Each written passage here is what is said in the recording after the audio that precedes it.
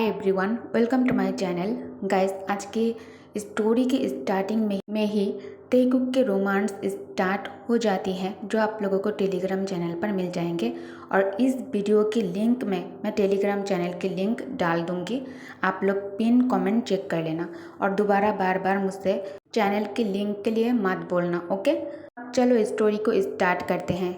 3 महीने बीत गए। धीरे धीरे जोंगकुक की तबीयत खराब होने लगी। उसके अंदर अजीब सी वीकनेस रहने लगी थी और अक्सर उसे वॉमिटिंग जैसा फील होता था। जोंगकुक ने जब ये बात तैयांग को बताई, तैयांग ने बिना कुछ कहे सीधा अंडरग्राउंड लैब की तरफ जाने लगता है। कुछ देर बाद वो मेडिसिन लेकर जोंगकुक के बेडरूम में वापस आया। जोंगकुक ने अपने बढ़ते हुए स्टमक को देखते हुए घबराई हुई आवाज़ में कहता है, तैयांग, मेरे स्टमक को देखो, ये इतना बड़ा क्यों होता जा रहा है? क्या मैं मरने वाला हूँ? तैयांग धीरे धीरे बेड के पास आया और जोंगकुक के सामने घुटनों के बल बैठ गया। उसने अपने बड़े हाथों के बीच जोंगकुक का चेहरा प्यार से संभाला और सॉफ्ट रीएश्योरिंग टोन में कहा, किसी इनएक्सपीरियंस डॉक्टर ने तुम्हारी कंडीशन को गलत समझा था। तुम्हें कुछ नहीं हुआ है, बस तुम्हें बोल्टिंग है। तुमने शायद कुछ ज़्यादा खा लिया है। जोंगकुक ने नर्वस होकर अपने स्टमक पर हाथ फिराया। उसकी आंखों में कन्फ्यूजन और डर साफ था। वो धीरे से कहता है, लेकिन मुझे अंदर कुछ मूव करता हुआ महसूस हो रहा है। तैयांग ने इंजेक्शन रेडी करते हुए डीप वॉइस में कहता है, ये सिर्फ विटामिन का इंजेक्शन है, इससे तुम्हें वीकनेस में मदद मिलेगी। जोंगकुक इंजेक्शन देखते ही घबराकर पीछे हट गया।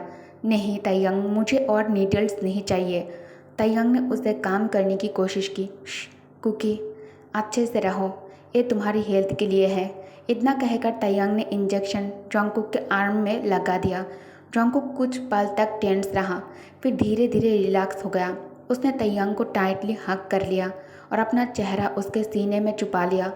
तैयांग ने झुककर जोंगकुक के फोरहेड पर एक सॉफ्ट किस की और प्यार से कहा, आई लव यू कुकी, मैं तुम्हें खोना अफोर्ड नहीं कर सकता। अगले दिन जोंगकुक बेड से उठकर तैयांग की होम लाइब्रेरी में चला गया। लाइब्रेरी में एंटर करते हुए वो थोड़ी सी उदासी से बोला, फ़ोन भी ले गया है वो। पूरे दिन करने को कुछ नहीं है, बस सोना ही रह गया है। जोंगकुक ने बुक शेल्फ से एक बुक निकालने की कोशिश की। जैसे ही बुक बाहर आई, कुछ पेपर्स शेल्फ से नीचे गिरकर फ्लोर पर बिखर गए। जोंगकुक ने अपने बढ़ते स्टमक को संभालते हुए नीचे बैठकर पेपर्स उठाना शुरू किया, लेकिन जैसे ही उसकी नज़र उन डॉक्यूमेंट्स पर पड़ी, उसकी आंखें हैरानी से फैल गई। ये क्या है? जोंगकुक ने पेपर्स को दोबारा देखा। रिपोर्ट में 24 वीक्स लिखा था। उसका दिल जोर जोर से धड़कने लगा। वो कांपते हुए सोचने लगा, 24 वीक्स, तो वो सच में उससे शादी करने जा रहा है। मैं उसके लिए सिर्फ एक टॉय हूँ। उसकी आंखों से आंसू निकल आए। पेपर्स को अपने सीने से लगाए जोंगकुक लाइब्रेरी से बाहर निकला और अपने बेडरूम की तरफ चलने लगा। तभी उसे तैयांग के स्टडी रूम से तेज़ आवाज़ें सुनाई दी। जोंगकुक वहीं रुक गया। अंदर तैयांग गुस्से में कार्टर पर चिल्ला रहा था, डोज डबल करो। कार्टर ने परेशानी से जवाब दिया, उसकी भूख बिल्कुल ख़त्म हो गई है। तैयांग ने गुस्से में कहा, फेटल हार्टबीट अनस्टेबल है। आर्थर की आवाज़ भी सुनाई दी, मास्टर तैयांग, मेल प्रेगनेंसी नेचर नहीं है।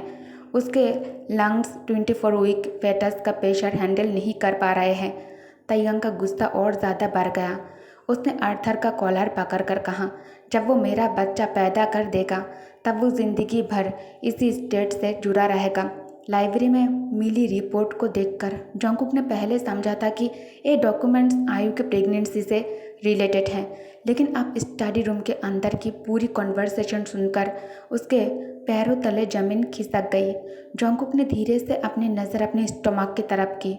उसका दिमाग जैसे कुछ समझने से इनकार कर रहा था। मैं प्रेग्नेंट नहीं, ये कैसे हो सकता है? मैं एक आदमी हूँ। शौक और प्यार इतना ज़्यादा था कि जोंगकुक खुद को संभाल नहीं पाया। वो पीछे हटने लगा, लेकिन उसका बैलेंस बिगड़ गया और वह फ्लोर पर गिर गया। साथ रखा एक फूलदान भी गिरकर टूट गया। उसकी आवाज़ पूरे कॉरिडोर में गूंज उठी। आवाज़ सुनकर तैयांग स्टडी रूम से तुरंत बाहर निकला। जैसे ही उसकी नज़र फ्लोर पर पड़े जोंगकुक पर पड़ी, उसके चेहरे का रंग बदल गया। तैयांग धीमी वॉरिड आवाज़ में कहता है, कुकी, तुमने सब कुछ सुन लिया।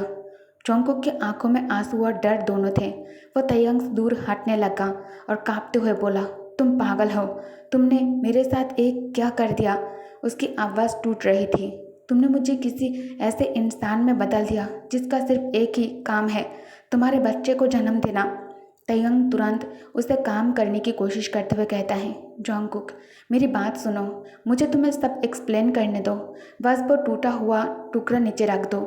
लेकिन जोंगकुक पैनिक में था। उसने फूलदान के एक शार्प टुकड़े को अपने गले के पास पकड़ लिया। आंखों से आंसू लगातार बह रहे थे। वो टूटी हुई आवाज़ में कहता है, मैं तुम्हें कभी वो नहीं दूंगा जो तुम चाहते हो मुझसे। मेरी ज़िंदगी मुझे वापस दो, बस मुझे मेरी ज़िंदगी वापस चाहिए। जोंगकुक ने अपने आप को और अनबॉर्न बेबी को नुकसान पहुंचाने की कोशिश करने का इशारा किया। तयंग एक पल के लिए बिल्कुल फ्रीज हो गया। उसकी आंखों में पहली बार खौफ साफ नजर आया। फिर तयंग पूरी ताकत से चिल्लाया, नहीं। तयंग जल्दी से जोंगकुक को अपनी बाहों में उठाकर हॉस्पिटल की तरफ भागा। उसके चेहरे पर पहली बार इतनी ज़्यादा घबराहट साफ नजर आ रही थी, जैसे हर गुजरता हुआ सेकंड उसके लिए जोंगकुक को उससे दूर ले जा रहा हो। तयंग ने जोर से बॉडीगार्ड्स पर चिल्लाकर कहा, गाड़ी निकालो जल्दी। बॉडीगार्ड ने तुरंत ड्राइवर को कार बाहर निकालने का ऑर्डर दिया। कार एंट्रेंस के पास आते ही तयंग जोंगकुक को संभालते हुए कार के अंदर बैठ गया। बॉडीगार्ड ने बिना वक्त गवाए कार को जितनी तेजी से मुमकिन था हॉस्पिटल की तरफ बढ़ा दिया। तयंग बार बार जोंगकुक के चेहरे की तरफ देख रहा था। उसकी आवाज़ घबराहट से काँप रही थी।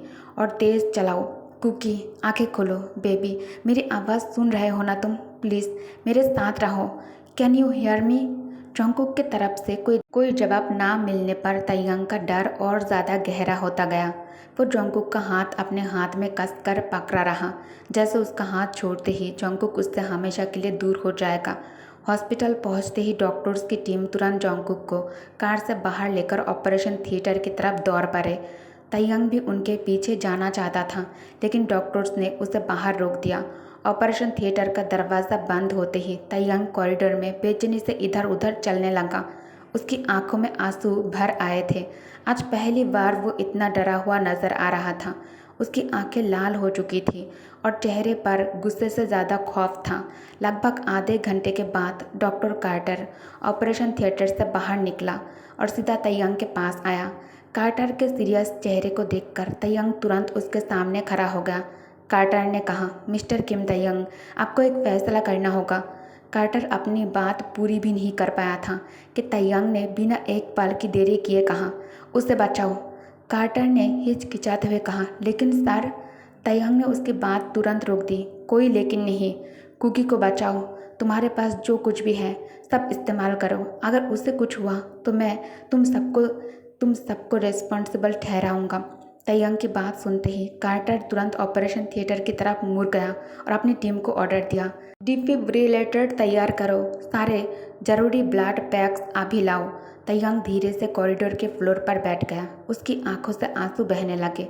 वो खुद को समझाने की कोशिश करते हुए बार बार कह रहा था, वो नहीं मरेगा, वो मुझे इतनी आसानी से छोड़कर नहीं जा सकता, उसे मरने की इजाज़त नहीं है। आर्थर हेड बटलर तयंग के पास आकर धीमी आवाज़ में कहता है, सर प्लीज़ खुद को इस तरह मत तोड़िएगा। लेकिन तयंग की आंखों में अब सिर्फ जोंगकुक था। वो एक छोटे बच्चे की तरह रोते हुए बोला, मैं बस उसे अपने पास रखना चाहता था। मैंने हमेशा से सिर्फ इतना ही चाहा था। सिर्फ उसने आंखें बंद करके मन ही मन कहा, जोंगकुक बस जिंदा रहना, मैं तुम्हें जो चाहिए सब कुछ दूंगा, बस मुझे छोड़कर मत जाना। तभी ऑपरेशन थिएटर से एक नर्स बाहर निकली।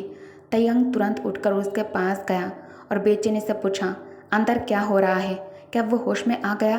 नर्स ने घबराई और गंभीर चेहरे के साथ जवाब दिया, पेशेंट की वाइटल साइन बहुत ख़राब हो गई है, उसका दिल रुक गया था, डॉक्टर उसके दिल की धड़कन वापस लाने की कोशिश कर रहे हैं। ये सुनकर तयंग का चेहरा बिल्कुल सफ़ेद पड़ गया।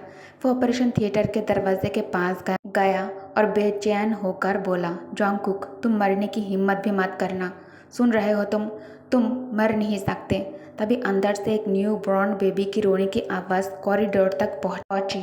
तयंग कुछ सेकंड के लिए बिल्कुल खामोश हो गया। उसके चेहरे पर हैरानी और उलझन दोनों साफ नजर आ रहे थे। फिर उसने गुस्से और डर से कहा, मैंने कहा था उससे बचाओ, बेबी को नहीं। तायंग ने ऑपरेशन थिएटर की तरफ देखकर जोर से डॉक्टर कार्टर को बुलाया। कार्टर, मैंने तुमसे जॉन्गकुक को बचाने के लिए कहा था, तुमने मेरी बात नहीं मानी। कुछ ही पल बाद कार्टर बाहर आया। तायंग तुरंत उसका कॉलर पकड़कर बेचैनी से उससे पूछता है, क्या वो मर गया? कार्टर ने तुरंत जवाब दिया, नहीं, वो जिंदा है, दोनों बच गए हैं। तायंग एक पल के लिए बिल्कुल स्थिर हो गया, जैसे उसे अपने कानों पर यकीन ही नहीं हो रहा था। उसने धीमी आवाज़ में पूछा, मैं उन दोनों को अभी देखना चाहता हूँ। कार्टर ने कहा, अभी नहीं, हमें थोड़ा वक्त दीजिए, हम दोनों को अलग अलग केबिन में शिफ्ट कर देंगे, उसके बाद आप उनसे मिल सकते हैं। कुछ देर बाद जॉन्गकुक केबिन में शिफ्ट कर दिया गया। तुरंत तायंग उससे मिलने अंदर आ गया। जॉन्गकुक अभी भी बेहोशी के हालत में था। जॉन्गकुक को जिंदा देखते ही तायंग की आंखों से आंसू बहने लगे। वो बेड के पास घुटनों के बल बैठ गया और रोते हुए धीरे से बोला, जॉन्गकुक, तुम अभी भी मेरे पास हो, गॉड का शुक्र है। कुछ देर बाद जॉन्गकुक को होश आने लगा। आंखें खुलते ही उसने घबराहट में अपने आसपास देखा। फिर उसकी नज़र अपने पास रखी एक चीज़ पर पड़ी और वो उसे अपने तरफ खींचने लगा। तायंग तुरंत खड़ा हो गया। जॉन्गकुक, तुम क्या कर रहे हो? उसे नीचे रखो। जॉन्गकुक ने डर और गुस्से से कहा, तायंग, मेरे पास और मत आना। तायंग ने तुरंत अपने कदम रोक दिए। ठीक है, मैं नहीं आऊँगा। तुम्हारी अभी अभी सर्जरी हुई है, तुम अभी भी बहुत ज़्यादा कमज़ोर हो, प्लीज़ बस उसे नीचे रख दो। जॉन्गकुक ने आंखों में आंसू लिए कहा, यहाँ से चले जाओ। तायंग की आवाज़ आंसू से भरी हुई थी। कुकी, हमारा बेबी बच गया है, तुम भी बच गए हो, हम सब कुछ दोबारा शुरू कर सकते हैं। जॉन्गकुक ने उसकी तरफ देखा और दर्द भरी आवाज़ में कहा, वो तुम्हारा मॉन्स्टर है, मेरा नहीं। ये कहकर जॉन्गकुक ने दोबारा खुद को नुकसान पहुंचाने की कोशिश की। तायंग का दिल जोर से धड़क उठा। वो डर गया और डर कर चिल्लाया, नहीं, ऐसा मत करो। फिर उसने अपने दोनों हाथ धीरे से ऊपर कर दिए, जॉन्गकुक को स्पेस देते हुए कहा, ठीक है, मैं पीछे हट रहा हूँ, देखो, आई एम बैकिंग अप, इसे नीचे रखो प्लीज़। ओके गाइस, तो इस पार्ट को मैं यही एंड करती हूँ। Thank you for watching, bye bye.